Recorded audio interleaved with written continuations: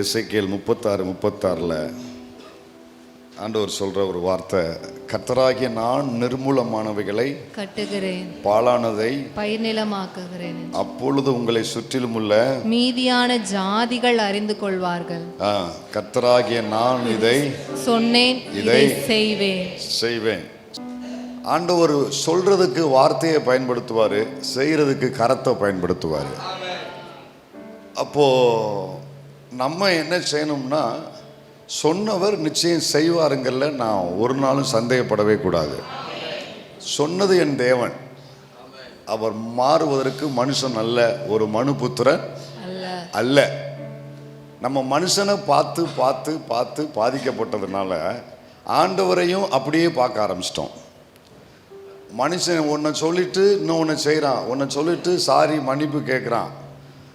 அப்படி மனுஷனால் நம்ம நிறையா பாதிக்கப்பட்டதுனால கர்த்தர் நிறைய சொல்லும் பொழுதும் அதையும் அப்படியும் பார்த்துருந்தோம். சரி, அவர் வழக்கம் போல் பேசிக்கிட்டு இருக்கிறார், அவ்வளோதான், அவர் வேலை பேசுகிற வேலை அப்படி நம்ம நினைக்கிறோம். இல்லை, ஆண்டவர் எதை நம்ம வாழ்க்கையில் செய்ய போகிறாரோ அதை செய்கிறதுக்கு முன்னால் 3 ப்ராசஸ் இருக்குது. ஒன்று, மனதில் திட்டம் பண்ணுறாரு, திட்டத்தை வார்த்தையினால் வெளியில் கொண்டு வர்றாரு, அந்த வார்த்தையை செய்கையாக நம்ம வாழ்க்கையில் மாற்றி முடிக்கிறாரு. செய்கிறதுக்கு முன்னால் என்னோடு பேசுகிறாரு, பேசுகிறதுக்கு முன்னால் திட்டம் பண்ணி வச்சிருக்கிறாரு. இதுவரைக்கும் என்னோடு ஆண்டவர் பேசின எல்லா வார்த்தைகளும் என்னை உற்சாகப்படுத்துவதற்கு பேசப்பட்ட வார்த்தை அல்ல, எனக்காக திட்டம் பண்ணப்பட்ட வார்த்தைகள். ரெண்டுக்கு பெரிய வித்தியாசம் இருக்குது. என்னை உற்சாகப்படுத்தக்கூடிய வார்த்தைகளாக இருந்தால் அந்த மினிட்டோட என் வாழ்க்கைக்கும் அதுக்கும் சம்மந்தம் இல்லாமல் போயிடும். ஆனால் என்னோடு பேசப்பட்ட திட்டம் பண்ணின வார்த்தையாக இருக்கிறதுனால தான் பல வருஷங்களாயும் அந்த வார்த்தை என்னோடு ட்ராவல் ஆகிட்டே வருது. அப்போ தான் எனக்கு ஆண்டவர் உன்னை கற்றுக் கொடுத்தாரு. நான் தான் உனக்கு சொன்னேங்கிறதுக்கான ஒரு அடையாளமோ, அதை நிறைவேற போகிறதுக்கான ஒரு அடையாளமோ என்ன அப்படின்னா, எனக்கு 5 வருஷம் அல்லது 10 வருஷத்துக்கு முன்னால் கர்த்தர் என்னோடு பேசின ஒரு வார்த்தை இருக்கு பாருங்க. அது கொடுத்தது ஒரு முறை, அதை ஒரே ஒரு முறை என்னோடு பேசி கொடுத்தாரு. ஆனால் கொடுத்த அந்த வார்த்தையின் மேல் உள்ள இந்த விசுவாசம் இருக்கு பாருங்க, அதை பாதுகாக்கும்படி கர்த்தர் எனக்கு ஊழியம் செய்தது பல முறை. எத்தனை பேருக்கு புரிஞ்சிச்சுன்னு தெரியல, பெரிய வார்த்தை இது. எனக்கு வாக்குத்தத்தம் கர்த்தர் கொடுப்பது ஒரே ஒரு முறை. அடுப்பில் தீயை பற்ற வைக்கிறது ஒரே ஒரு முறை. அந்த தீ அணையாமல் இருக்கிறதுக்கு பூன்னு ஊதி ஊதி அந்த நெருப்பை மறுபடியும் மூட்டுறது பல முறை நான் ஊதி ஊதி மூட்டுவேன். அதே மாதிரி கர்த்தர் எனக்கு வசனத்தை ஒரே ஒரு முறை கொடுத்தாரு. ஆனால் அந்த வசனத்தை கொடுத்த நாட்களில் எனக்கு அதன் மேலே விசுவாசம் பிரகாசமாக இருந்துச்சு. காலம் ஆக ஆக, நேரம் ஆக ஆக அந்த வசனம் இருக்கு, ஆனால் வசனத்தின் மேலே என்னுடைய விசுவாசம் குறைய ஆரம்பிச்சிருது. அப்போ அந்த நேரத்தில் ஆண்டவர் என்ன பண்ணுறாருன்னா, யாரையாவது அனுப்புவார், ஏதாவது ஊழியக்காரன் அனுப்புவார். யாரையாவது அனுப்பி எதுக்கு அனுப்புறாருன்னா, ஊதுகுழலை கையில் கொடுத்து போய் ஊதிட்டு வாடா, இவனுக்குள்ள நெருப்பு வந்து எரிஞ்ச நெருப்பு அணையிற மாதிரி இருக்கு. இந்த நான் கொடுத்த வசனத்தின் மேலே உள்ள விசுவாசம் குறையிற மாதிரி இருக்கு. நிறைவேற போகிற வசனத்தின் மேலே இந்த பையன் இந்த நேரம் பார்த்து விசுவாசம் இல்லாமல் இருக்கிறான். அதனால் நான் நிறைவேற்றுகிறதுக்கு முன்னால் அந்த வசனத்தின் மேலே இருக்கிற அவன் விசுவாசத்தை கொஞ்சம் நீ என்ன செய்யணும், பலப்படுத்தணும்னு சொல்லி, நீங்கள் வருகிற ஒரு ஆராதனை நேரம் அல்லது கேட்குற ஒரு செய்தி நேரம், ஏதோ ஒரு நேரத்தில் யாரை கொண்டாவது ஆண்டவர் என்ன செய்வார்னா, அப்படின்னு ஆவியானவர் ஒரு காற்றாய் என் மேலே பறந்து என் மேலே அசைவாடுவார் பாருங்க. அந்த நெருப்பு மறுபடியும் அந்த விசுவாசம் கொழுந்து விட்டு எரிகிறது. அப்போ அந்த வார்த்தை இன்னும் எனக்கு பிரகாசமாக இருக்கு, வார்த்தையில விசுவாசம் இன்னும் எனக்கு பிரகாசமாக இருக்கு. அப்படி எத்தனை பேருக்கு இருக்கு? அப்படின்னா அது நிறைவேற போகுதுன்னு அர்த்தம். நான் இதில் அறிஞ்ச காரியம், கர்த்தர் எனக்கு வார்த்தையை கொடுத்தாருங்கிறது நான் அறிஞ்சிருக்கிறேன். ஆனால் அறியாத காரியம், அந்த வார்த்தையின் மேல விசுவாசத்தை இதுவரைக்கும் எனக்கு பாதுகாத்தாரு பாருங்க, அதுதான் ரொம்ப பெருசு. அதுக்காக கர்த்தர் செய்த ஊழியம் பல முறை, பல நேரங்கள். அல்லேலூயா. உதாரணமா ஆண்டவர் தாவீதுக்கு ஒரே ஒரு முறை சொல்லுவார், உன்னை சிங்காசனத்தில் அமர பண்ணுவேன்னு சொல்லி சாமுவேல் மூலம் கர்த்தர் அவனுக்கு ஒரே ஒரு முறை அபிஷேகம் பண்ணி அவனுக்கு வாக்கு பண்ணார். பிரகாசமாக இருந்துச்சு. எப்போ தாவீது சவுல் கொன்றது 1000, தாவீது கொன்றது 10,000. அப்போல்லாம் தாவீதுக்கு காதில் கேட்கும்போது சும்மா எப்படி இருந்திருக்குன்னு தெரியுமா? அப்படி பிரகாசமாக இருந்திருக்கும். இந்த பிரகாசமாக இருந்த விசுவாசம் அவன் காட்டுக்குள்ளே போகும்பொழுது குறைய ஆரம்பிச்சிருச்சு. குறைய ஆரம்பித்த உடனே ஆண்டவர் இங்கே செஞ்ச ஊழியத்தை நம்ம ரொம்ப பேர் நினைக்கிறதே இல்லை. இந்த காட்டுக்குள்ள போய் செஞ்ச ஊழியம் இருக்கு பாருங்க, ஊழியம் ஆடாடாடாடா. கர்த்தர் அங்கே எத்தனை முறை அவனுக்காக இந்த விசுவாசம் மங்குற நேரத்தில், நல்லா கவனிங்க, அந்த விசுவாசம் மங்குற நேரத்தில் கர்த்தர் ஒரு ஊழியத்தை செய்வார். கவனிங்க, இந்த இந்த ஊழியம் ரொம்ப எவ்வளோ பெருசு, எவ்வளோ முக்கியம், நீங்கள் அதை புரிஞ்சுக்கிடணும்னு ஆண்டவர் விரும்புகிறாரு. ஆண்டவர் தாவீதுக்கு வாக்கு பண்ணுறாரு, உனக்கு தான் அடுத்த சிங்காசனம் அப்படின்னு, நான் அதுக்கு உன்னை அபிஷேகம் பண்ணுறேன், நீ எனக்கு சித்தமானவைகளெல்லாம் செய்வ அப்படின்னு அபிஷேகம் பண்ணுறார். அபிஷேகம் பண்ணி முடித்த உடனே அவனுக்குள்ள அந்த விசுவாசம் சும்மா ஜிக்கு ஜிக்கு ஜிக்குன்னு கொழுந்து விட்டு எரியுது. இந்த 1ஆம் தேதி தான் கர்த்தர் நமக்கு இந்த வார்த்தையை கொடுத்தாரா? இப்போ உங்கள் முகத்தை பார்க்கும்போது இந்த 1 மாதம் ஃபுல்லாக நல்லா கொழுந்து விட்டு எரியுது, அதில் எந்த சந்தேகமும் இல்லை. ஆனால் அடுத்து வரக்கூடிய நாட்கள் தான் ரொம்ப பயமாக இருக்குது. இப்போ தாவீதுக்கு என்ன நடக்கும் அப்படின்னா, கொழுந்து விட்டு எரிஞ்ச ஒரு விசுவாசம். சங்கீதம் 28:1 அவர் சொல்கிறாரு, 28:1 கவனிங்க, 28:1 வாசிங்க பார்க்கலாம். என் கண்மலை ஆகிய கர்த்தாவே உம்மை நோக்கி கூப்பிடுகிறேன், நீர் கேளாதவர் போல் மௌனமாயிராதையும். பாவி, உன் வாயிலிருந்து வரக்கூடிய வார்த்தையா இது? நீர் மௌனமா இருந்தால் நான் குழியில் இறங்குகிறவர்களுக்கு ஒப்பாவேன். ஆண்டவர் அவனை போய் சொன்னாரு, நீ சிங்காசனத்துல ஏறுவேனாரு. அவன் சொல்றான், நான் குழியில இறங்க போறேன்றான். ரெண்டுக்கு எவ்வளவு முரண்பாடு. கர்த்தர் என்ன சொன்னாரு? சிங்காசனத்துல ஏறுவேனாரு. இவன் என்ன சொல்றா? குழியில. நம்ம நிறைய பேர் இறங்க போறேன் இல்லை, ஆல்ரெடி தூக்க முடியாத ஆழத்துக்குள்ள நிறைய பேர் கிடக்கும். குழியில இறங்க போறேன். ஆண்டவர் பார்க்கற, அட பாவி, சிங்காசனத்தை ஏறுவேன்னு நான் சொல்லிக்கிட்டு இருக்கேன், இவன் என்னன்னா குழியில இறங்குவேன்றான்.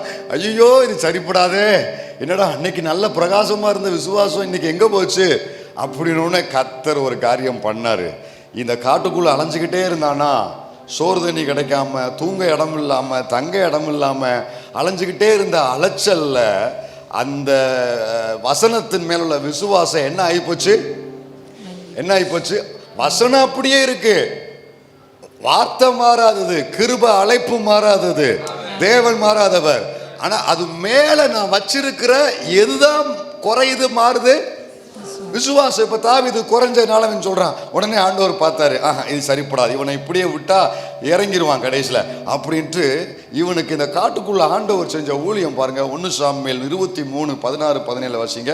1 சாமுவேல் 23:16-17. அப்பொழுது சவுலின் குமாரனாகிய யோனத்தான் எழுந்து காட்டில் இருக்கிற தாவீதின் இடத்தில் போய் தேவனுக்குள் அவன் கையை திடப்படுத்தி. கவனிங்க, தேவனுக்குள் யாரு? ஜோனத்தான் தாவீத காட்டுக்குள்ள தேடி போறான். அவன் தேடி போன அவசியம் இல்லை, அவன் இளவரசன். ஆண்டவர் அவனை தேடி போக வைக்கிறாரு. ஏடா, அவனுக்குள்ள இப்ப விசுவாசம் குறைய ஆரம்பிச்சிருச்சு, இப்ப அவனுக்கு ஊழியம் செய்யறதுக்கு எனக்கு இப்ப நீ வேணும் அப்படின்னு யோனத்தான கர்த்தர் அனுப்பி அவை மூலம் தாவீதுக்கு ஒரு ஊழியம் செய்து யோனத்தான் வாய கர்த்தர் திறக்கிறாரு. திறந்து என்ன சொல்ல வைக்கிறார் பாருங்களேன். தாவீதிடத்தில் போய் தேவனுக்குள் அவன் கையை திடப்படுத்தி, நீர் பயப்பட வேண்டாம். நீ பயப்படாத, குழியில் இறங்குவேன் சொல்லாத தாவீது, குளிர் இறங்குவேன் மட்டும் சொல்லாத, நீ பயப்படாத தாவீது. என் தகப்பனாகிய சவுலின் கை உம்மை கண்டுபிடிக்க மாட்டாது. கூட்டத்தோடு கூட்டமா கண்டுபிடிக்கிறவனே சொல்றான், என் அப்ப உன்னை கண்டுபிடிக்க மாட்டான். அங்க சவுல் கூட இவனும் கூட போய் கண்டுபிடிக்கிற மாதிரி கூட போவான், இவனும் கூட தான் போறான். ஆனா அவனே சொல்றான், என் தகப்பன் உன்னை கண்டுபிடிக்க முடியாது. எப்படி சொல்ற? தொடர்ந்து வாசி. நீர் இஸ்ரவேலின் மேல் ராஜாவாய் இருப்பீர். அவனுக்கு நல்லா தெரிஞ்சிருக்கு, என் அப்பாவுக்கு அடுத்து நான் கிடையாது, அவன் தான் அடுத்து. போட்டிக்கு வர்றவனே சொல்றான், நான் உனக்கு போட்டி கிடையாதுன்றான். சொல்றான். அப்பாவுக்கு அடுத்து அவன் தான். இப்ப அவனே சொல்றான், நான் கிடையாது, நான் ஒதுங்கிக்கிறேன். கிருபை மேல இருந்துச்சுன்னா குறுக்க நிக்கிறவன் ஆட்டாமட்டிக்கா ஒதுங்கி போயிடுவான், ஒதுங்கி போயிடுவான், ஒதுங்கி போயிடுவான், மோத வரமாட்டான். அல்லேலூயா. தம்பி, தங்கச்சி, சகோதரா, சகோதரி, உங்க மேல கிருபை, ஆண்டவர் கிருபை இருக்கும்னா அப்படியே மோத வர்றான் பாருங்க, மோத மாட்டான், ஒதுங்கிடுவான்.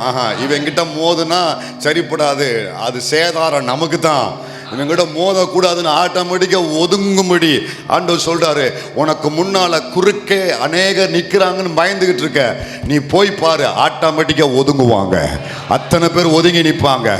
குறுக்க நிக்கிற அத்தனை பேரும் கர்த்தருடைய நாமத்துல ஒதுங்குவாங்க. அல்லேலூயா.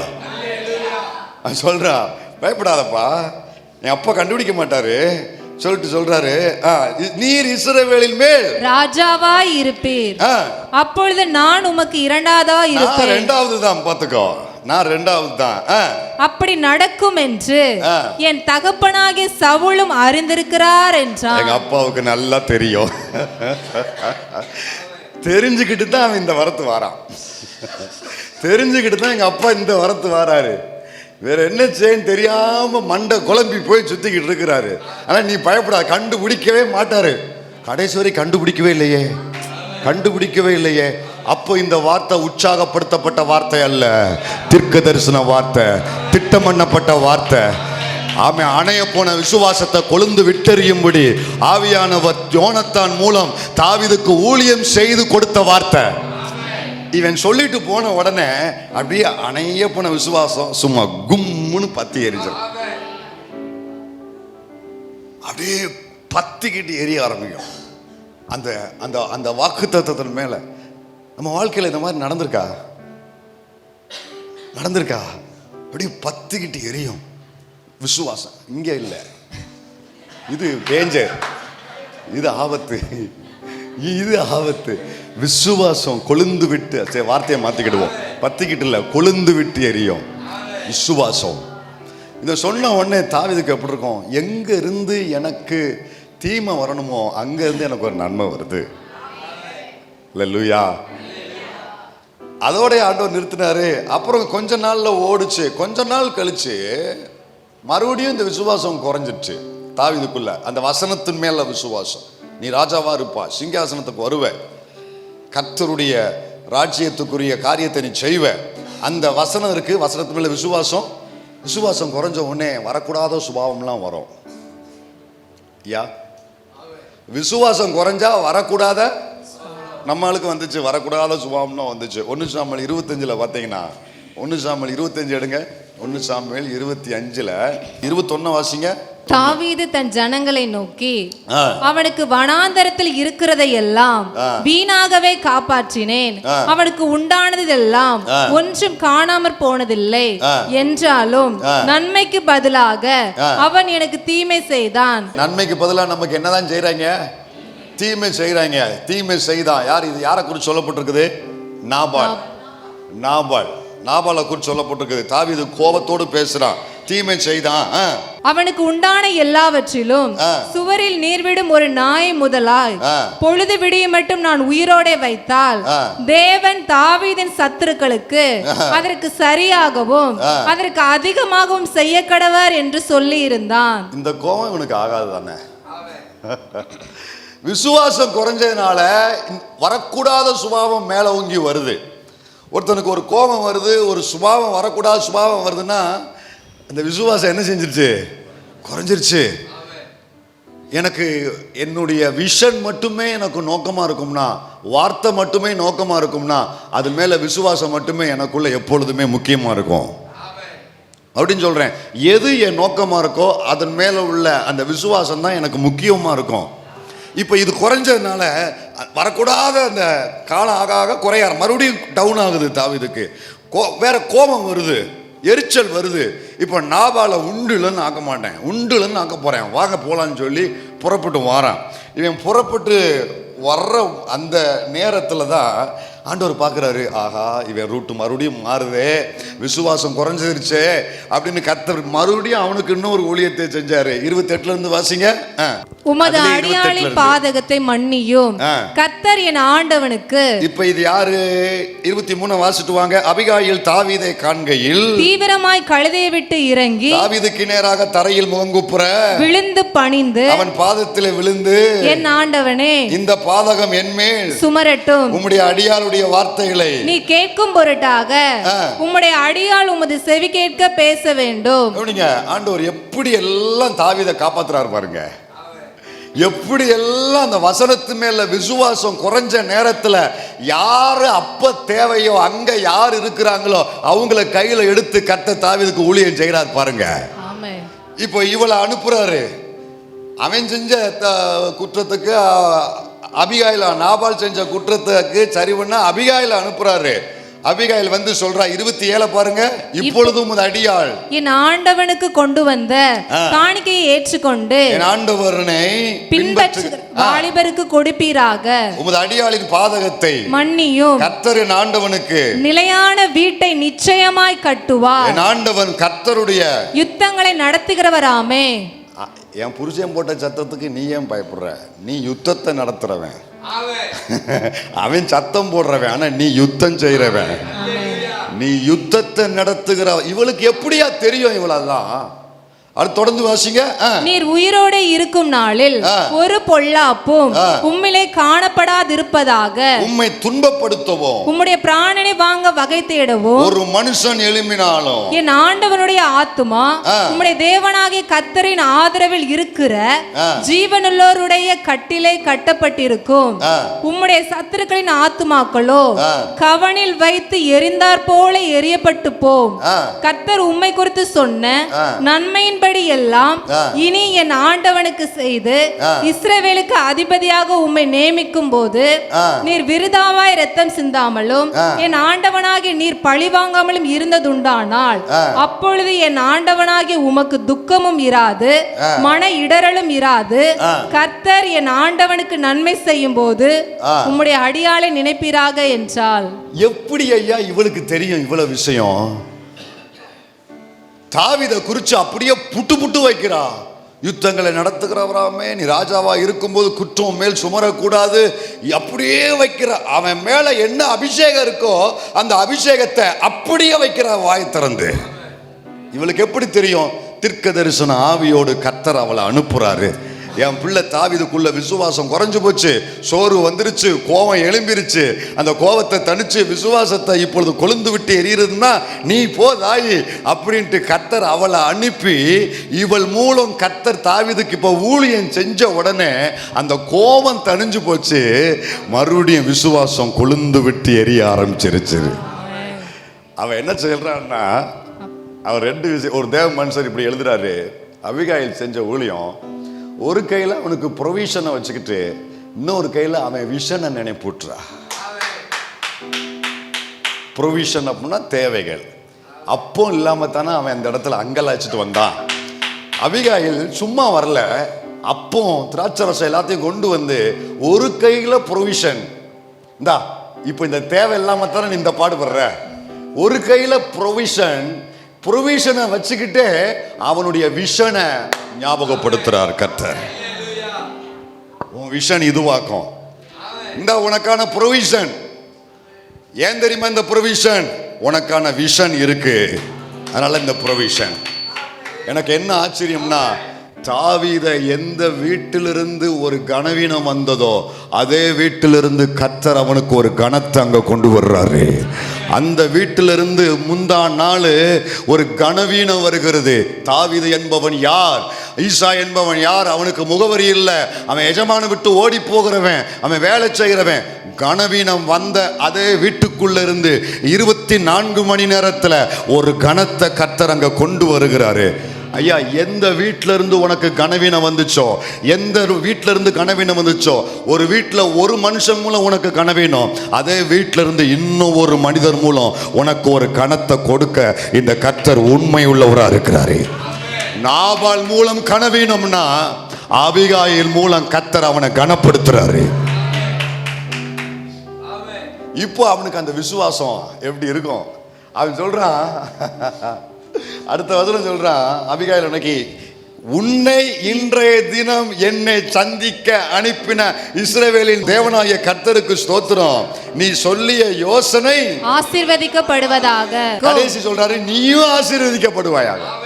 தாயே, நீயும் நல்லா இருப்ப, நீ சொன்ன யோசனை இருக்கு, அதனால நானும் நல்லா இருப்பேன். இதுதாங்க அணைய போற விசுவாசத்தை கர்த்தர் மறுபடியும் எரிய வைக்கிற அனுபவம். அல்லேலூயா. என் வாழ்க்கையில கர்த்தர் அவர் எனக்கு கொடுத்த வசனம் ஒரே ஒரு முறை, அந்த வசனம் இன்னைக்கு வரைக்கும் அந்த விசுவாசம் குறையாம எனக்கு ஊழியம் செய்தது பல முறை. இந்த அனுபவம் அனுபவிச்சவங்க மட்டும் நீங்க ஆண்டவருக்கு ஒரே ஒரு வினாடி கையை உயர்த்தி நன்றி சொல்லணும். ஆண்டவரே, வசனம் ஒரு முறை கொடுத்துட்டீங்க, அந்த வசனத்தின் மேல விசுவாசம் குறையாம வரும்போதெல்லாம் யாரை கொண்டாவது அந்த விசுவாசத்தை மறுபடியும் எனக்குள்ள தட்டி எழுப்புனீங்களே, அதுக்காக உமக்கு கொடான கோடி ஸ்தோத்திரம் ஆண்டவரே. இத்தனை வருஷம் ஆகியும் அந்த வசனம் எனக்குள்ள பிரகாசமா இருக்கு, அதற்காக நன்றி சொல்லுகிறேன்ப்பா, அதற்காக நன்றி சொல்றேன். ஆமென் சொல்றீங்களா? அல்லேலூயா. ஏன் இப்போ இந்த 20 நிமிஷம் இந்த செய்தினா, இந்த ஒரே ஒரு வார்த்தைக்காக. எந்த வார்த்தைக்காக? கர்த்தராகிய நான் இதை சொன்னேன், இதை செய்வேன். நான் சொன்னேன், நான் செய்வேன். இன்னைக்கு இந்த வசனத்தின் மேல உங்களுக்குள்ள பிரகாசமா இருக்கிற இந்த விசுவாசம் குறைஞ்சிடவே கூடாது. குறைஞ்சாலும் ஊழியம் செஞ்சு மறுபடியும் இந்த விசுவாசத்தை கர்த்தர் கட்டி எழுப்புவாரு. கேட்ட வசனம், அந்த வசனத்துக்குள்ள இருக்கிற சத்தியங்களை கருத்தா உட்கார்ந்து கர்த்தரின் பாதத்தை பிடிச்சி ஜெபிக்க ஆரம்பிங்க, அத்தனையும் தேவன் செய்வாரு. பாழான இந்த தேசம் லீபனோனின் மகிமையை போல மாறும். பாழான இந்த தேசம் சாரோனின் அலங்காரத்துக்கு கொண்டு வரப்படும். பாழான இந்த தேசம் ஏதேனின் தோட்டத்தை போல மறுபடியும் மாற்றப்படும். அல்லேலூயா. இதில் இன்னைக்கு சொல்ல வேண்டிய ஒரே ஒரு செய்தி, லீபனோனை பார்த்துட்டோம், தடையும் தாண்டி வளரக்கூடிய ஒரு தன்மை. தடையை தாண்டி நீங்கள் வருவீங்க. ஏதேனை பார்த்துட்டோம், ஏதேனை போல நோக்கம் நிறைவேற, பிரசன்னத்தில் வாழ, உறவில் வாழ, கனிகளோடு வாழ, எனக்கான சகல காரியங்களை நிறைவேறணும்னா பரிசுத்த ஆவிக்குள்ள நிறைந்து வாழ்கிற ஒரு வாழ்க்கை, அந்த நதியை போல எனக்குள்ள ஓடுகிற ஒரு அனுபவம் ஆண்டவர் எனக்கு தருவார். அதற்கு என்னை ஒப்பு கொடுக்கணும். இப்போ ஆண்டவர் சொல்லும் பொழுது, இந்த பாழான இந்த தேசத்தை, பாழான நம்ம வாழ்க்கையை, நம்ம குடும்பத்தை, நம்முடைய ஊழியங்களை எதற்கு ஒப்பாக நான் மாற்றுவேன்னு கர்த்தர் சொல்றாருன்னா, அதுல ஏசாயா 35:2 வாசிங்க. அது மிகுதியாய் செழித்து பூரித்து ஆனந்த களிப்புடன் பாடும். அழுத காடு பாடுது, காரணம் லீபனோனின் மகிமையும் கர்மேல் சாரோன் என்பவைகளின் அலங்காரமும் அதற்கு அளிக்கப்படும். சாரோன் பேர் கேள்விப்பட்டிருப்போம், ஆனா சாரோனுக்குள்ள இருக்கிற சத்தியம் தெரியுமா உங்களுக்கு? ஆண்டவர் சொல்ற, சாரோனை போல மாற்றுவேன் இந்த தேசத்தை. பாழா போன தேசம், கெட்டு போன தேசம், மனிதர்களால சத்துருவினால சீரழிக்கப்பட்ட தேசம். பாழா போன உன் வாழ்க்கை, உன் பிள்ளை வாழ்க்கை, உன் குடும்ப வாழ்க்கை, பட்டு போன உன் வாழ்க்கை, உன் ஊழியம், மனிதர்களால, மனிதர் கூட்டங்களால, சத்துருக்களால உங்க வாழ்க்கையில எது பாழாக்கப்பட்டதோ, அந்த பாழான அந்த காரியத்தை கர்த்தர் எப்படி மாற்றுவார்னா, கவனிங்க, சாரோனின் அலங்காரம் அந்த தேசத்துக்கு, தேசம்னா லேண்ட சொல்லல, அந்த ஜனத்துக்கு கொடுப்பேன். அன்றைக்கு அவங்களுக்கு சொன்னாரு, இன்னைக்கு சபையை பார்த்து சொல்றாரு, இங்க இருக்கிறவர்களில் பாழான உங்கள் காரியத்துக்கு கர்த்தர் சாரோனின் அலங்காரத்தை ஆண்டவர் தருவாரா. இந்த சாரோன் என்பது என்ன அப்படின்னா, கர்மேல் மலை தெரியுமா? கர்மேல் மலையின் முக்கியமான சம்பவம் பைபிள்ல மறக்கவே முடியாத சம்பவம் என்னது? எலியாவின் அக்கினி இறக்கும் ஊழியம், அதான் கர்மேல் மலை. இந்த சாரோன் என்பது கர்மேல் மலைக்கு அப்படியே கீழே இருக்கிற பள்ளத்தாக்கு. கீழே இறங்குனா பள்ளத்தாக்கு, அதுக்கு பேரு சாரோன். மேலே ஏறினா அது மலை, அதுக்கு பேரு கர்மேல். புரிஞ்சிருச்சா இல்லையா? புரிஞ்சிருச்சுல? கர்மேல் மலைக்கு அடிவாரத்தில் இருக்கிற பள்ளத்தாக்குக்கு பேர் தான் என்ன பள்ளத்தாக்கு? சாரோனின் பள்ளத்தாக்கு. இந்த சாரோனின் பள்ளத்தாக்குடைய விசேஷத்தை தான் ஆண்டவர் அந்த தேசத்துக்கு தருவேன்றாரு. இந்த சாரோனின் பள்ளத்தாக்கின் விசேஷம் என்ன அப்படின்னா, 1 நாளாகமம் 27:29 சொல்றாரு. சாரோனில் மேய்கிற மாடுகளின் மேல் சாரோனினாய சித்ராயும் பள்ளத்தாக்குகளில் உள்ள மாடுகளின் மேல் அத்லாயின் குமாரனாகிய சாப்பாத். இதெல்லாம் உங்களுக்கு அந்நிய பாஷை மாதிரி இருக்கும். அந்த முதல் வார்த்தையை மட்டும் நான் சொல்றேன். சாரோனில் மேய்கிற மாடுகளின் மேல். சாரோன் அந்த சாரோன் பள்ளத்தாக்கு ஆடு மாடுகளுக்கு மேய்ச்சலுக்கு உகந்த இடம். அது இன்னும் சொன்னா அது எப்பவும் பசுமையா இருக்கும். அந்த பள்ளத்தாக்கு எப்போ போனாலும் பசுமையா இருக்கும். அதான் உன்னத பாட்டில் சாரோனின் பள்ளத்தாக்கு அப்படின்னு அந்த நேசரும் அந்த மணவாட்டியும் அவர்கள் அதிகமாக விரும்புகிற இடம் எதுனா சாரோனின் பள்ளத்தாக்கு. ஏன்னா சாரோனின் பள்ளத்தாக்கு ஐயா இஸ்ரவேல் தேசத்தில் எங்கே எல்லா காரியமும் காஞ்சு அத்தனையும் வற்றி போனாலும், அத்தனையும் காஞ்சு போனாலும், அத்தனையும் அது ஒன்றுமில்லாமல் வாடி போனாலும் சாரோனின் பள்ளத்தாக்கு இருக்கு பாருங்க, எப்பொழுதுமே பசுமையாக இருக்கக்கூடியது. மேய்ப்பர்கள் எப்போதுமே ஆடுகளை இந்த பள்ளத்தாக்குக்கு தான் கொண்டு வருவாங்க. நம்பிக்கையோடு வருவாங்க. அவங்க சுற்றி அடித்து எங்கேயுமே புல் கிடைக்கலன்னா சரி வாங்க சாரோனுக்கு போவோம், சாரோன் பள்ளத்தாக்கு போவோம். எவ்வளவு தூரத்தில் இருந்தாலும் கூட அவங்க நம்பிக்கையாக வருவாங்க. அவங்க நம்பிக்கை அங்கே வந்தால் வீண் போகாது, அங்கே பசுமையாக இருக்கும். அங்கே எப்பொழுதுமே அங்கே வேண்டிய மேய்ச்சல் அங்கே இருந்துக்கிட்டே இருக்கும். கர்த்தர் மாற்றமடைய செய்யும் பொழுது, கர்த்தர் ஒரு பட்டணத்தையோ தேசத்தையோ ஒரு குடும்பத்தையோ ஒரு சபையையோ உங்கள் வாழ்க்கையோ மாற்றமடைய செய்யும் பொழுது ஆண்டவர் என்ன செய்வேன்னு சொல்கிறார் தெரியுமா? இது வரைக்கும் முழுசாக உன் காரியம் ஃபுல்லாக வறண்டு வாடி கெட்டு போய் கிடந்துச்சு, ஆனால் சாரோனின் அலங்காரத்தை நான் கொடுப்பேன் தெரியுமா? அதற்கப்புறம் எப்பொழுதுமே அதில் ஒரு பசுமை இருந்துக்கிட்டே இருக்கும். எப்பொழுதுமே அதில் ஒரு பசுமை இருந்து கொண்டே இருக்கும். ஆமாம், தூரத்திலிருந்து கூட நம்பிக்கையோடு வரத்தக்க அளவில் அங்கே ஒரு பசுமை இருந்து கொண்டே இருக்கும். இங்கே போனால் நமக்கு மேய்ச்சல் கிடைக்கும் ஐயா. ஐயா இத்தனை காலம் ஆண்டவர் சொல்றாரு, பிடிச்சுக்கோங்க, விசுவாசிங்க, நம்புங்க. இத்தனை காலம் அவங்கிட்ட போய் என்ன ஆக போகுது, அவகிட்ட போய் என்ன ஆக போகுது? அவனே ஒரு ஹோட்டலாண்டி, அவனே தெருவுக்கு வந்தவன், அவனே ஒன்றும் இல்லாதவன், அவனே மற்றவங்கிட்ட கையேந்தினவன், அவன் மற்றவங்கிட்ட வாங்கி வாழ்க்கை நடத்திக்கிட்டு இருக்கா, அவகிட்ட இனிமே ஒன்றும் ஆகாது. இப்படிங்கிறது தான் உங்களை குறித்து சொல்லப்பட்ட சாட்சி. என் ஆண்டவர் சொல்றா, சாரோனின் அலங்காரம் உனக்கு வரும், உன் குடும்பத்துக்கு வரும். என்ன தெரியுமா? பச்சை பசையா மாற்றப்படும். தூரத்திலிருந்து அங்க போனா நமக்கு வேண்டியது கிடைக்கும், நம்ம தேவை சந்திக்கப்படும், நம்மளுடைய காரியம் அந்த பள்ளத்தாக்கில் சந்திக்கப்படும். உன்னை தேடி வருவார்கள், உன் நிழலுக்கு வருவாங்க, உன் ஆசீர்வாதத்தை விரும்பி வருவாங்க, உன் ஆசீர்வாதத்தினால சந்தோஷப்பட வருவாங்க. 20 வருஷமா அவனை திரும்பியே பார்க்கல. அவனை வித்ததோடு சரி, 20 வருஷமா அவனை திரும்பி பார்க்கல. ஏன் திரும்பி பார்க்கல தெரியுமா? அவனால நமக்கு என்ன நடக்க போகுது? யாரு வித்ததுக்கு அப்புறம் 20 வருஷமா யோசேப்ப எவ்வளவு கல்லான மனுஷர்கள் பார்த்தீங்களா? இதுக்கு தாங்க சில நேரத்தில் மனுஷர்களை நினைச்சாலே நமக்கெல்லாம் தாங்க முடியல. 20 வித்ததுக்கு அப்புறம், அவனை விற்றதுக்கு அப்புறம் ஒரு நாள் கூட அவனை நினைச்சு பார்க்கலையே. ஒரு நாள் கூட தன் தம்பி எப்படி இருக்கான், சாப்பிட்டானா, உசுரோட இருக்கிறானா, தூங்குனானா, நினைச்சு பார்க்கலையே. ஒருவருக்கொருவர் கூட பேசி கொள்ளலையே. அட பாவிகளை, அவங்க இருதயம் இப்படியாடா கல்லா மாறணும்? விற்றதுக்கு அப்புறம் அவனை குறித்து அவங்க யாரும் யோசிக்க விடலைங்க. ஏன் தெரியுமா? அவனால நமக்கு என்ன கிடைக்க போகுது? அவனால நமக்கு என்ன கிடைக்க போகுது? வாடி போன நிலம், வற்றி போன ஊற்று, அதில் இனிமே எந்த நன்மையும் வரப்போகிறது இல்லை. அவனால என்ன கிடைக்க போகுது? அவனை அழைச்ச தேவன் அவனுக்கு சாரோனின் அலங்காரத்தை கொடுத்தாரு. சாரோனின் அலங்காரம் வந்த உடனே அத்தனை பேரும் வந்தாங்க, அத்தனை பேரும் தேடி வந்தாங்க. அவ்வளவு தூரத்தில் அவங்க ஏன் தைரியமா வந்தாங்க தெரியுமா? அங்க தானியம் உண்டென்று நாங்கள் கேள்விப்படுகிறோம். வாசிங்க அந்த வசனத்தை. ஆமை ஆதியாகமத்தில் எடுங்க பார்க்கலாம். 32:1 பாருங்க. எகிப்திலே தானியம் உண்டென்று யாக்கோபு அறிந்து தன் குமாரரை நோக்கி, நீங்கள் ஒருவர் முகத்தை ஒருவர் பார்த்து கொண்டிருக்கிறது என்ன? எகிப்திலே தானியம் உண்டென்று கேள்விப்படுகிறேன். நாம் சாகாமல் உயிரோடு இருக்கும்படி நீங்கள் அவ்விடத்துக்கு போய். எல்லாருக்கும் ஒரு செய்தி வருது.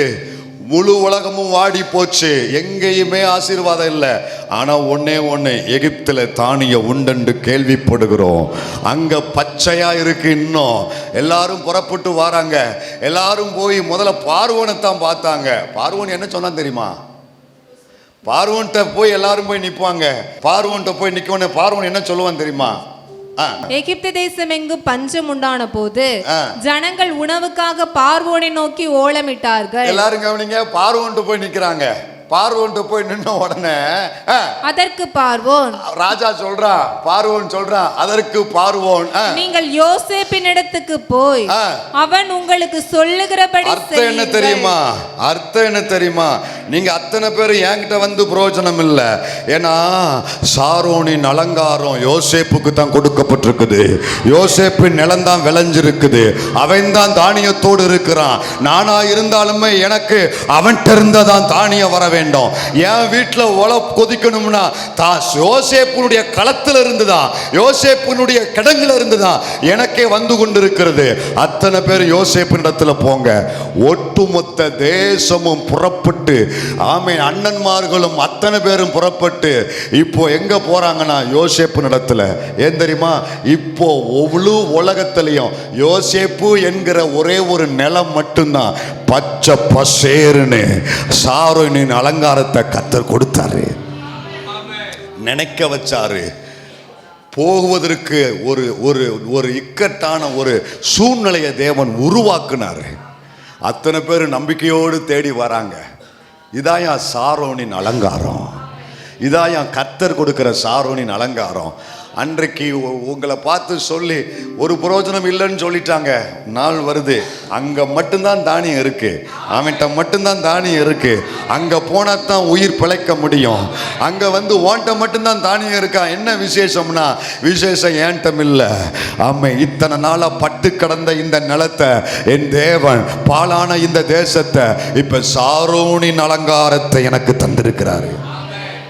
அல்லேலூயா. தேடி வந்தாங்களா? ஓடி வந்தாங்களா? சாரோனின் அலங்காரம் வரும் பொழுது வர வேண்டியதெல்லாம் வரும். வருவாங்க, வருவாங்க. சாரோனின் அலங்காரம் யோபுவுக்கு வந்த உடனே அது வரைக்கும் பட்டு போனா யோபு.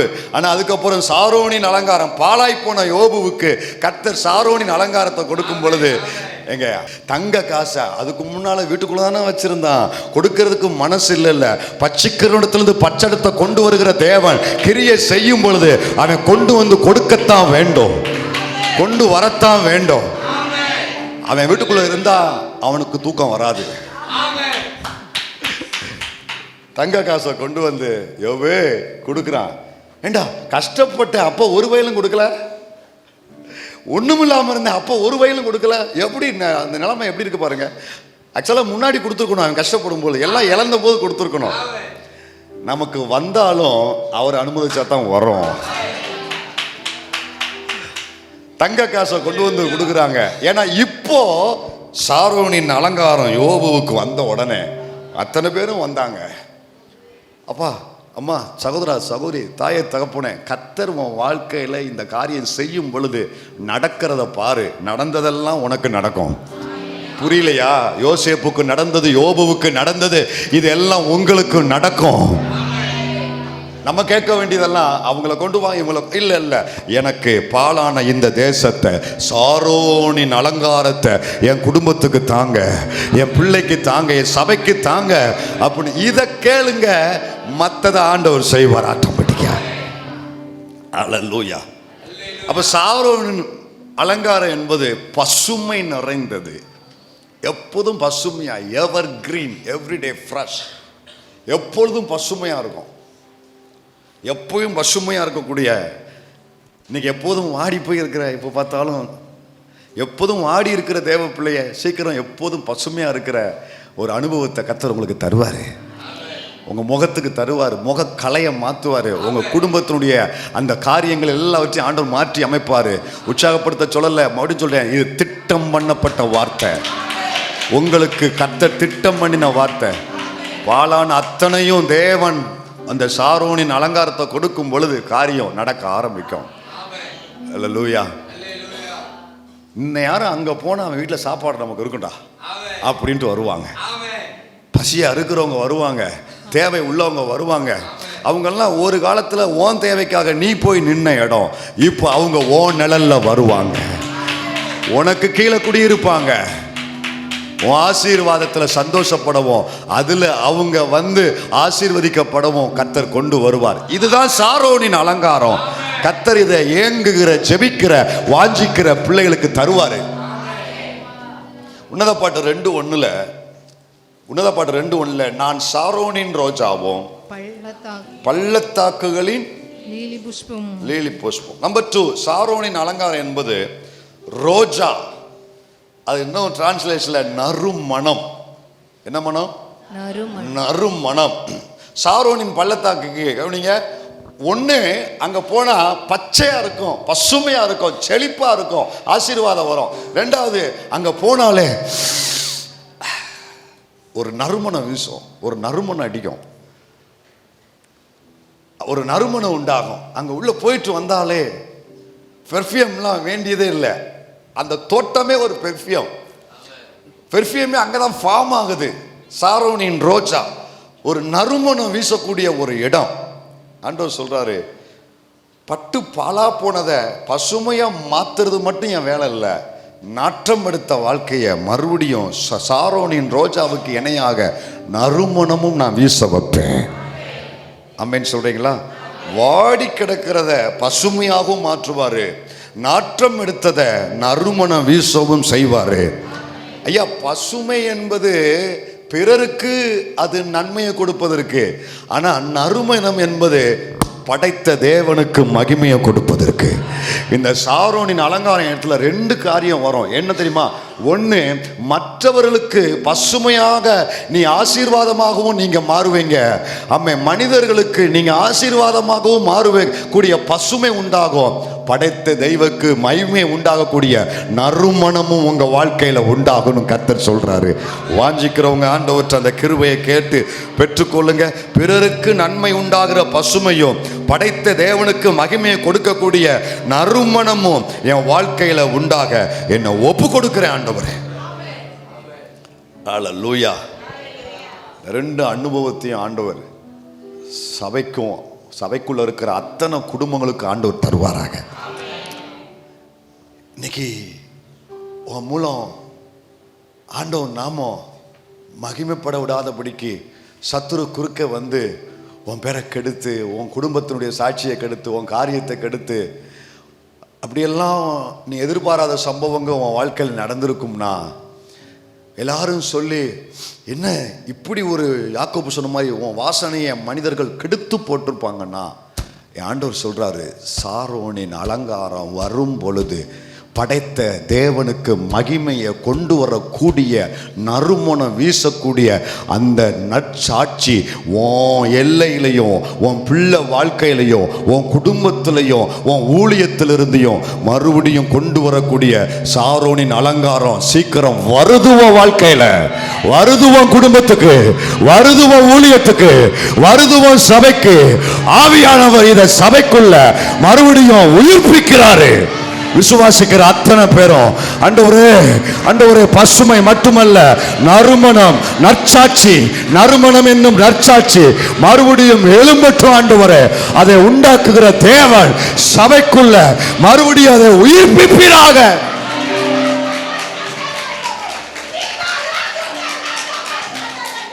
உயிர்ப்பிப்பீராக ஆண்டவரே, உயிர்ப்பிப்பீராக. ஹல்லேலூயா. எப்படிப்பட்ட நறுமணம் அப்படின்னா, நாற்றம் எடுத்த ஒரு ஒரு ஒரு ஸ்திரீ. ஆனால் அவளை குறித்து ஆண்டவர் சொல்றாரு மார்க் 14:9, இதுக்கு முன்னால் ஊர் உலகம் அவளை பார்த்து நாற்றம் எடுத்தவள் என்கிற ஒரு பேர் கொடுத்தது. அவளை பார்த்து அவலட்சணமானவங்கிற ஒரு பேர் கொடுத்தது. ஆனா மார்க் 14:9 வாசிக்கும் போது இந்த சுவிசேஷம் உலகத்தில் எங்கெங்கே பிரசங்கிக்கப்படுமோ அங்கங்கே இவளை நினைப்பதற்காக இவள் செய்ததும் சொல்லப்படும் என்று மெய்யாகவே உங்களுக்கு சொல்லுகிறேன் என்றார். நறுமணம் இன்னைக்கு வரைக்கும் அவளை குறிச்ச நறுமணம் முழு உலகத்துல வீசிக்கிட்டு இருக்கு. அவ உடைச்ச பரிமள தைலம் அன்னைக்கு வீட்டை நிரப்புச்சு. ரட்சகர் அவளை குறித்து சொன்ன வார்த்தை உலகம் முழுவதும் இன்னைக்கு நறுமணம் வீசிச்சுட்டு. ஆமீன் சொல்றீங்களா? ஸோ பாவியான ஸ்திரீங்கிற பேர் தான் எல்லாரும் அவளுக்கு கொடுத்தாங்க. உலகம் அவளுக்கு பாவியான ஸ்திரீ. ஆனால் பரமனுடைய பாதத்தில் அந்த விலையேறப்பட்ட நறுமண தைலத்தை உடைச்சா பாருங்க. உடைச்சு கொஞ்சம் ஊற்றலை, உடைச்சு அத்தனையும் ஊற்றிட்டா. தனக்குன்னு தன் குடும்பத்துக்குன்னு வைக்கல, அத்தனையும் ஊற்றிட்டா. இப்போ வீடு முழுவதும் நறுமணமாக இருக்கு. அந்த நறுமணத்தை பார்த்த உடனே கர்த்தர் அவர் உள்ளத்தை பார்த்தாரு, அவர் இருதயத்தை பார்த்தாரு, தன்மேல் உள்ள நேசத்தை பார்க்குறாரு, தன்மேல் உள்ள அன்பை பார்க்குறாரு. எல்லாரும் அவளை புறக்கணிச்சு, எல்லாரும் அவளை குறித்து இவ்வளவு கேவலமாக பேசியும், ஆனால் அவள் என் பாதத்தை மனுஷனை பார்க்காம எவனையும் பார்க்காம என் பாதத்தை பற்றி பிடித்து கொண்டு இருக்கிறா, அதுக்காக விலை கரையம் செலுத்திருக்கிறான்னு பார்த்த உடனே, டேய் நீங்கள் நினைக்கிற மாதிரி இல்லைடா, அவளுக்குள்ள ஒரு நறுமணம் வீச ஆரம்பிக்குது இந்த நாளிலிருந்து. அது 2000 வருஷம் ஆகியும் இன்னும் அந்த நறுமணம் குறையலையே. அவளை குறித்து சொன்ன சாட்சி, நற்சாட்சி, சுவிசேஷம் எங்கெங்கெல்லாம் பிரசங்கிக்கப்படுதோ அங்கெங்கெல்லாம் அப்படி நறுமணம் வீசுதில்ல. படைத்த தேவனுக்கு மகிமையை கொண்டு வரக்கூடிய நற்சாட்சி என்னும் நறுமணம் இவள் மூலம் இன்னைக்கு வரைக்கும் உலகத்தில் வீசிச்சுட்டு இருக்கு. அல்லேலூயா. உங்க பிள்ளைங்க ஏதோ சில காரியங்களை செய்து ஒருவேளை உங்க பேருக்கு ஒரு களங்கம் ஏற்படுத்தியிருப்பாங்கன்னா, அந்த பாரத்தோடு இருக்கிற சிலரோடு ஆண்டவர் தெளிவாக பேசுகிறாரு.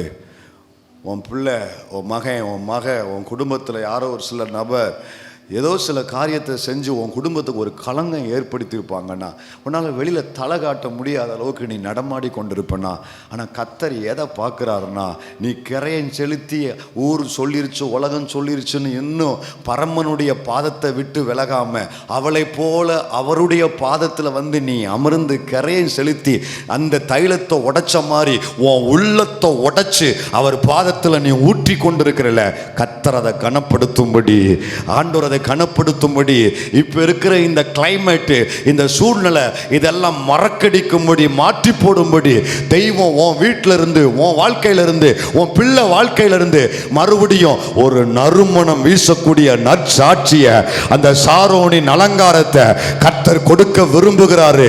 இந்த வருஷம் நீ அதை கேட்க போற, அதை பார்க்க போற, இந்த காரியத்தை உனக்குள்ள உன் குடும்பத்துக்குள்ள தேவன் செய்ய போறாரு. அது உலகமெங்கும் படர ஆரம்பிக்கும். படைத்த தேவனுக்கு மகிமை சேர்க்கக்கூடிய நற்சாட்சி நறுமணம் உங்க குடும்பத்திலிருந்து உண்டாகும், உங்க ஊழியத்திலிருந்து வெளியே வரும். கர்த்தர் அதை செய்வாரு, ஆண்டவர் அதை செய்வாரு.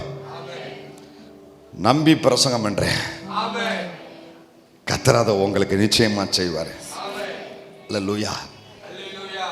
நீங்க நம்புறீங்களா? அதெல்லாம் திட்டம் பண்ணின வார்த்தை நிச்சயம் நிறைவேறும், நிச்சயம் நிறைவேறும். எப்படி நிறைவேறும்? இன்னைக்கு கிராஸ் பண்ணும் போகும்போதெல்லாம் ஒரு தூரம் பார்த்துட்டு அப்படியே கிராஸ் பண்ணி பாலான தோட்டம், யாருமே பக்கத்தில் வர முடியாது அப்படின்னு பார்த்துட்டு போனாங்க எல்லாரும். ஆனாலும் கர்த்தர் இதை வரும் நாட்களில் லீபனோனின் மகிமையை அங்கே கொண்டு வருவார். இன்னும் கொஞ்ச காலத்தில் அந்த வசனம் என்னை மறுபடியும் என்னை தொடுது. ஏசாயா 29:17 சொல்லப்பட்டிருக்குது, இன்னும் கொஞ்ச காலத்தில் அல்லவோ, கொஞ்ச காலத்தில் அல்லவோ லீபனோன் செழிப்பான வயல்வெளியாக மாறும். நான் விசுவாசிக்கிறேன், இது கர்த்தருடைய வார்த்தை, இது சபைக்கு அப்படியே நடக்கும். விசுவாசிக்கிற பிள்ளைங்க அத்தனை குடும்பங்களுக்கும், அத்தனை பிள்ளைகளுக்கும் இன்னும் ரொம்ப காலம் அல்ல, ரொம்ப காலம் காத்திருந்துட்ட, இனி கொஞ்ச காலத்துல இந்த காரியத்தை கர்த்தர் உங்களுக்கு செய்வாரு. ஹல்லேலூயா. நம்புறோம் ஆண்டவரே, நாங்க செஞ்சு முடிச்சிருவீங்க. செய்து காண்பிப்பேங்க. பிரசங்கம் பண்ணிக்கிட்டே இருக்கிற எங்களுக்கு ஒரு ஆசை இருக்காதா அதை பார்க்கணும்னு? கேட்டுக்கிட்டே இருக்கிற உங்களுக்கு ஒரு வாஞ்சை இருக்காதா அது நடக்கணும்னு? எங்க ஆசையையும் உங்க வாஞ்சையையும் ரெண்டையுமே நிறைவேற்றுவதற்கு இன்னும் கொஞ்ச காலத்துல லீபனோன் மறுபடியும் செழிப்பான தோட்டமாய் மாறும். அல்லேலூயா. ஒன்றை மட்டும் நினைப்பூட்டுறார் ஆண்டவர், பாழான தேசம் பயிர் நிலமா மாறும். எப்படி? லீபனோனின் மகிமையை போல, சாரோனின் அலங்காரம், ஏதேனின் தோட்டத்தில். ஓகே, ஆனா சாரோன் ஏதேனுக்குள்ள நதி ஓடுச்சு. இப்போ இந்த தோட்டத்தில் ஒண்ணுமே இல்லையே. நீர்வளம் இருந்தா தானே ஐயா நீங்க சொல்ற இதெல்லாம் இதுக்கு கிடைக்கும். நீர் வளம் இருந்தா தானே இந்த பசுமை, இந்த நறுமணம், விருட்சம், கனி, இந்த ஆசீர்வாதம் எல்லாம் வரும். அப்படித்தானே? எது வேணும்? ஒரு தோட்டத்தில் கனி கொடுக்கணும், விருட்சம் வளரணும், வளமையாக மாறணும், பசுமையாக மாறணும்னா அங்கே என்ன வளம் வேணும்? என்ன வளம் வேணும்? என்ன வளம் வேணும்? நீர் வளம். ஆனால் இந்த தோட்டத்தில் அதுக்கான சாத்தியக்கூறி எதுவுமே இல்லை. அதனால தான் ஆண்டவர் இந்த வசனத்தில், இந்த அதிகாரத்தில் ஒரு வார்த்தையை ரொம்ப தெளிவாக சொல்லி வச்சிருக்கிறாரு. என்ன சொல்லி வச்சிருக்கிறாருன்னா, எசேக்கியேல் 36:9, இதோ நான் உங்கள் பட்சத்தில் இருந்து, போதும், நான் உங்கள் பட்சத்தில் இருந்து, நான் உங்கள் பட்சத்தில் எல்லாரும் சொல்லுங்க, நான் உங்கள் பட்சத்தில் இருந்து. அப்ப இந்த தோட்டத்துக்குள்ள இப்போ காஞ்சு போயிடுச்சு. நீர் வளங்கிறது இங்க ஆறும் இல்லை, நீரோடையும் இல்லை, நதியும் இல்லை, ஊற்றும் இல்லை, இல்ல மழையும் பெய்யல, ஒண்ணுமே இல்லை. ஆனா இத்தனையும் வருன்றாரியா. நீர் எங்கேயா? நீர் வளத்தை எங்கேயா? அப்போதான் ஆண்டவர் எனக்கு சொல்லி கொடுத்தாரு. ஆண்டவர் இங்க சொல்றாரு, நீர் வளம் அது நீ உன் வீட்டில் வச்சிருக்கிற தோட்டத்துக்கு தான் வேணும். ஆனால் என் பிள்ளையாகிய இந்த தோட்டத்துக்கு, என் சபையாகிய தோட்டத்துக்கு, இந்த குடும்பத்துக்கு ஆண்டவர் சொல்றாரு, நான் பட்சத்தில் இருக்கிறேன். அப்படின்னா என்ன அர்த்தம் தெரியுமா? சொல்லுங்க. எங்க தோட்டத்துல நீர் வளம் இல்ல. கையை உயர்த்துங்க. நீரே எங்களுக்கு வளம், நீரே எங்களுக்கு வளம். நீர் வளம் இல்லாத என் வாழ்க்கைக்கு நீரே வளமாய் இருப்பதனால கேட்ட அத்தனை காரியமும் என் தோட்டத்தில் நடக்கும், என் குடும்பத்தில் நடக்கும், என் சபையில நடக்கும். நீர் வளம் இல்லாவிட்டா என்ன? நீரே எனக்கு வளமாய் இருக்கிறேன். நீர் வளம் இல்லாதவனுக்கு நீரே வளமாய் இருக்கிறேன். விசுவாசிக்கிற அத்தனை பேரும் கண்ணை மூடி ஆவியில நிரம்பி, எனக்கு ஆதரவா நீங்க இருக்கிறீங்க, எனக்கு ஆதரவா நீங்க இருக்கிறீங்க. உலகம் எதிராக இருந்தா என்ன, உலகம் விரோதமா இருந்தா என்ன, ஆதரவாய் கர்த்தர் இருக்கிறேன். நான் உங்கள் பட்சத்தில் இருக்கிறேன். நான் கண் நோக்குவேன். அம்மா, உனக்கு நீர் எங்க இருந்துமில்ல, அவருக்குள்ள உன் வேறு இருக்கிறதுனால நீ இன்னும் உசுரோட தான் இருக்கிற. உன் வேறு பட்டு போகல, உன் வேறு பட்டு போகல. கர்த்தராகிய நான் அதற்கு அடிக்கடி தண்ணீர் பாய்ச்சி, அவர் தண்ணீர் பாய்ச்சுவார். உன் தோட்டத்துக்கு தண்ணீர் பாய்ச்சுகிறவர் கர்த்தர், இரவும் பகலும் காக்கிறவர் கர்த்தர், ஒருவரும் சேதப்படுத்தாதபடி பாதுகாக்கிறவர் கர்த்தர். விசுவாசிக்கிற அத்தனை பேர் ஆவியில நிரம்பி ஜெபிக்க ஆரம்பிங்க, ஜெபிக்க ஆரம்பிங்க, ஜெபிக்க ஆரம்பிங்க. எங்களுக்கு இருப்பது நீங்க, நீங்க இருக்கிறீங்க, நீங்க இருக்கிறீங்க ஆண்டவரே. ஜெபிக்க ஆரம்பிங்க. அல்லேலூயா, அல்லேலூயா. விடாத ஆண்டவர்ட்ட மன்றாடி கேளு, விடாத ஆண்டவர்ட்ட மன்றாடி கேளு.